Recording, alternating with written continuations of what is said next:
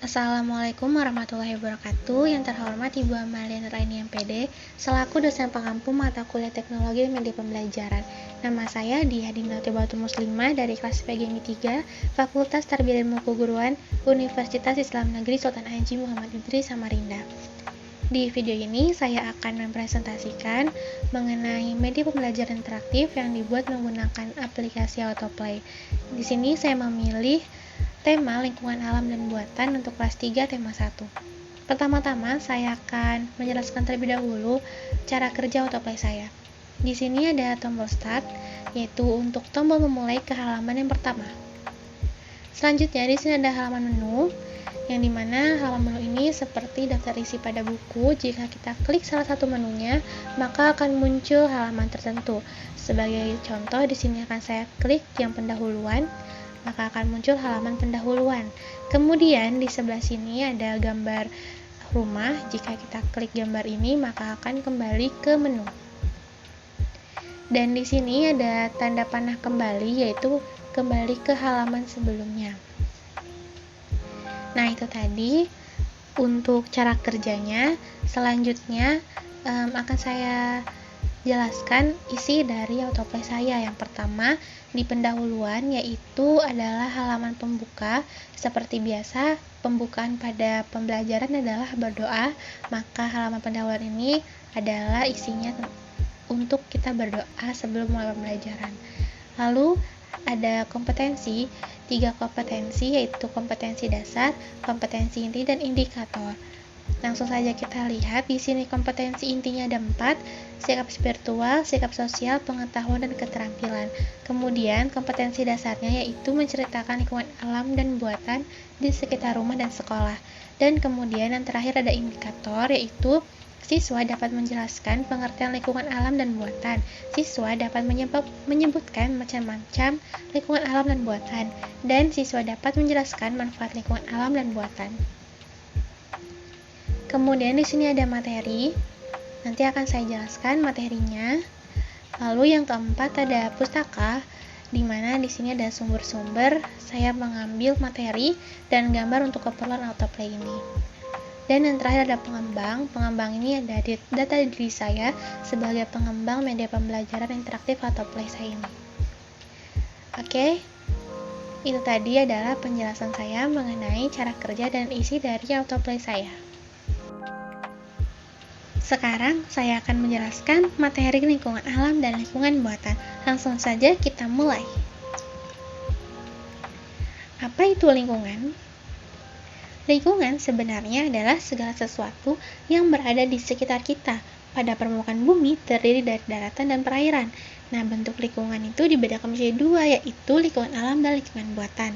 Lingkungan alam adalah lingkungan yang terbentuk dari proses alami, sementara lingkungan buatan dibuat oleh manusia untuk beradaptasi terhadap lingkungan alam dan juga untuk memenuhi kebutuhan manusia.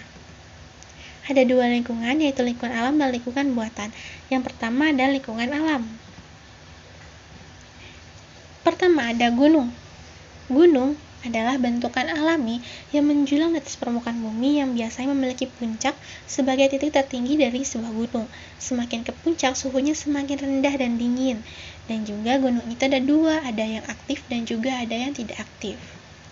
Yang kedua ada bukit. Bukit adalah sebidang tanah yang menjulang lebih tinggi dari segala sesuatu yang ada di sekitarnya. Tapi bukit ini tidak setinggi seperti gunung dan lebih mudah didaki daripada gunung. Yang ketiga ada hutan. Hutan adalah suatu kesatuan ekosistem berupa hamparan lahan berisi sumber daya alam hayati yang didominasi oleh pepohonan. Fungsi dari hutan ini yaitu penampung karbon dioksida, habitat hewan, dan pelestari tanah, serta merupakan satu di antara aspek biosfer bumi yang paling penting. Yang keempat ada dataran tinggi. Dataran tinggi itu dataran yang terletak pada ketinggian di atas 700 meter di atas permukaan laut. Dataran tinggi ini biasanya dimanfaatkan untuk usaha perkebunan, pertanian, dan juga wisata. Yang kelima ada dataran rendah. Dataran rendah itu dataran yang tidak melebihi dari 200 meter di atas permukaan laut. Biasanya dataran rendah ini dimanfaatkan sebagai pusat aktivitas penduduk seperti pusat pemerintahan, pusat komunikasi, pusat pendidikan, dan juga pusat industri. Yang keenam ada rawa-rawa. Rawa-rawa disebut juga dengan rawa adalah daerah rendah yang tergenang air. Ciri khususnya yang pertama bisa dilihat dari air. Rawa itu memiliki air yang asam dan berwarna coklat, bahkan terkadang sampai ke hitam-hitaman.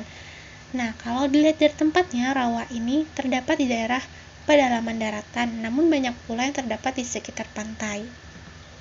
Yang ketujuh, sungai. Sungai adalah aliran air dari permukaan bumi yang besar dan berbentuk memanjang yang mengalir secara terus-menerus dari hulu ke hilir. Manfaat dari sungai ini bisa sebagai pembangkit listrik tenaga air. Aliran sungai yang deras tersebut dimanfaatkan untuk memutar kincir air agar generator pembangkit listrik aktif. Selain itu, sungai juga bermanfaat sebagai sumber air bagi kehidupan makhluk hidup. Yang kedelapan adalah danau. Danau yaitu bidang air alami berukuran besar yang dikelilingi oleh daratan dan tidak berhubungan dengan laut. Manfaat danau bagi masyarakat yaitu memungkinkan ikan air tawar dapat hidup dan berkembang biak. Selain itu, airnya juga bisa digunakan untuk menyebar bibit ikan air tawar untuk mengisi danau. Nah, yang kesembilan yaitu laut. Laut adalah kumpulan air asin dalam jumlah yang banyak dan luas yang menggenangi dan membagi daratan atas benua atau pulau-pulau. Manfaat laut dapat berupa bahan makanan, jalur transportasi, sumber energi, tempat wisata, dan juga sebagai sumber uap air untuk hujan. Dan yang ke-10 adalah pantai. Pantai merupakan sebuah bentuk geografis yang terdiri dari pasir dan terdapat di daerah pesisir laut. Jadi, pantai ini adalah batas antara daratan dan perairan laut.